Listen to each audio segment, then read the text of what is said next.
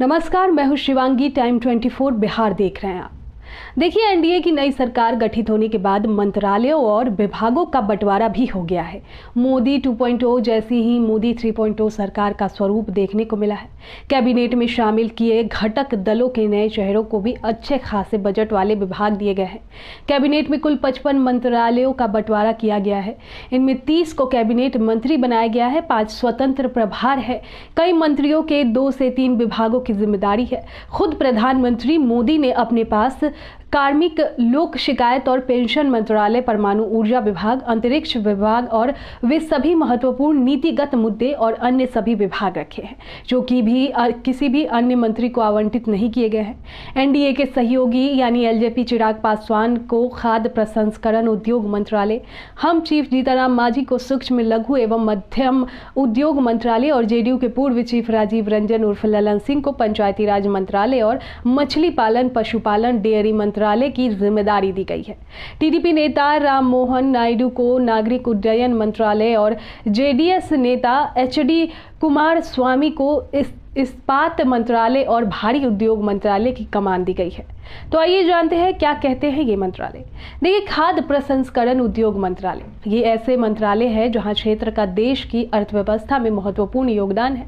इसका निर्यात में 13% और औद्योगिक निवेश में 6% का योगदान है। इस क्षेत्र में पर्याप्त प्रत्यक्ष विदेशी निवेश को आकर्षित किया है। वर्ष 2014 से 2020 तक 4.18 बिलियन अमेरिकी डॉलर का निवेश हुआ है। फूड प्रोसेसिंग इंडस्ट्री का तात्पर्य ऐसी एक्टिविटीज से है जिसमें प्राथमिक कृषि उत्पादों का प्रसंस्करण कर उनका मूल्यवर्धन किया जाता है। उदाहरण के लिए डेयरी उत्पाद, दूध, फल और सब्जियों का प्रसंस्करण, पैकेट बंद भोजन और पेय पदार्थ फूड प्रोसेसिंग इंडस्ट्री के अंतर्गत आते हैं। भारत बहुत बड़ी मात्रा में विदेशों से खाद्य प्रसंस्कृत उत्पाद आयात करता है। वर्तमान में देश में करीब 370 अरब डॉलर मूल्य के खाद्य पदार्थों की खपत होती है। वर्ष 2025 तक ये आंकड़ा $1 ट्रिलियन के स्तर पर पहुंचने की संभावना है। अब अगर देश में फूड प्रोसेसिंग पर ठीक से काम किया जाए तो हमारे दूसरे देशों से निर्भरता कम होगी और यहाँ किसान और व्यवसायों से जुड़े लोगों को सीधे इसका लाभ मिलेगा। 2023-2024 में इस मंत्रालय का बजट 3290 करोड़ रुपए था। इस मंत्रालय की जिम्मेदारी चिराग पासवान ने संभाली है। अब आता है सूक्ष्म, लघु एवं मध्यम उद्योग मंत्रालय। इस सेक्टर को विकास के इंजन के रूप में जाना जाता है।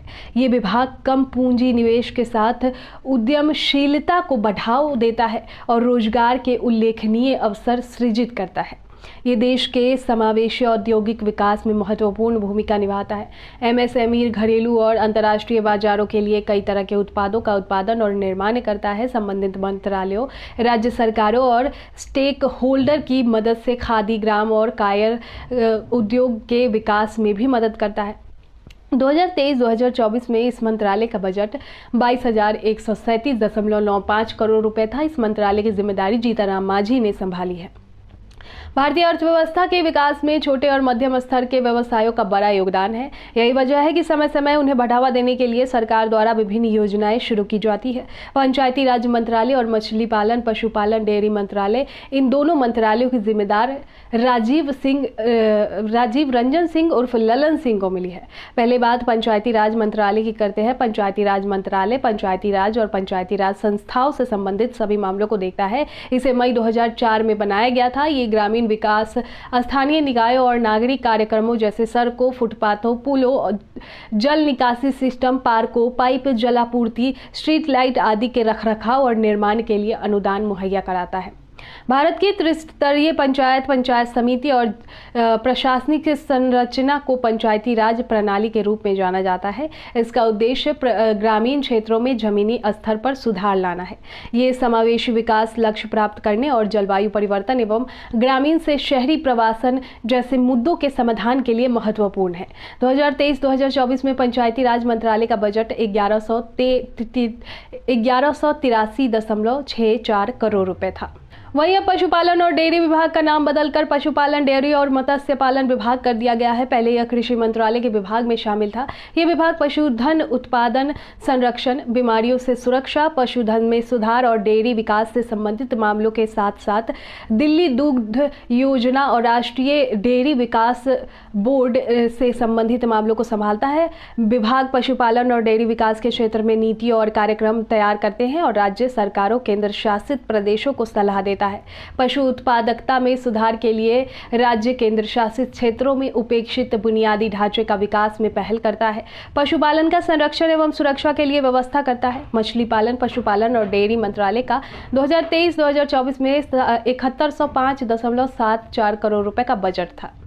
आपको ये वीडियो कैसा लगा कमेंट बॉक्स में हमें जरूर बताएं और ऐसे ही वीडियो को देखने के लिए देखते रहें टाइम 24।